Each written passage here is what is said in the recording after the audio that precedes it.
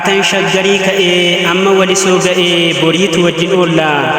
Akkam jirtan fayyaadha ijoollee botorxoolla.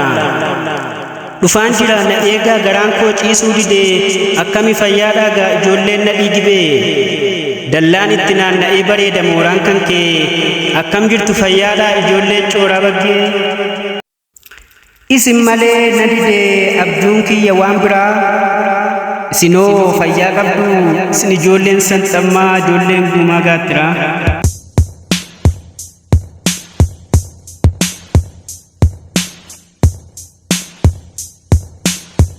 Isin yaadee naagamee akkuma ijoollee bachoo akkam jirtu fayyaadha isin ijoolleen manchoo. Nan dhufa yoo rabbi jedhe isinirraa nafu lakkii akkami fayyumaami ijoolleen dedoo sheekii. Ani yeroon isin yaadadhe yoomin danda'ee obsa akkam fayyaa keessanii ijoolleen limmuu kossaa. Erga wal barree booda isin hin daganne takkaa fayyaa qabdanii miti ijoolleen limmuu sakkaa. Ufuufan guyyaa eegaa gadin taa'u na dhejja nageenyi badhaadha miti ijoolleen noonnoo binja.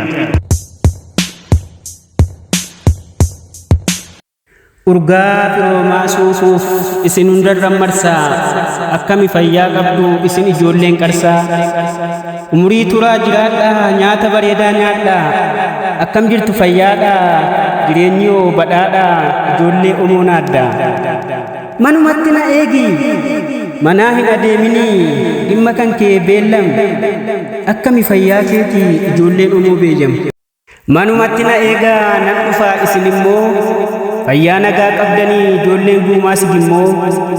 Dhaqee ilaaluu qaba wasiila kiyyaaf obboo akkam jirtu fayyaadha ijoolleen shabee somboo. Akkamitti jirtu ree nama jirus sokoksaa akkami fayyaa qabdu ijoolleen saqqaa cuqursaa.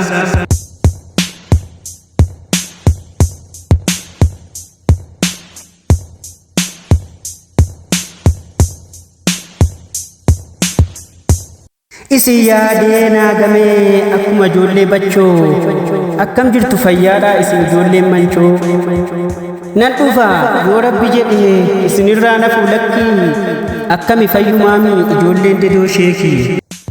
Asumaan walisootti dabarrumoo ol gorruu akkami fayyumaa miti isin ijoolleen sokorruu.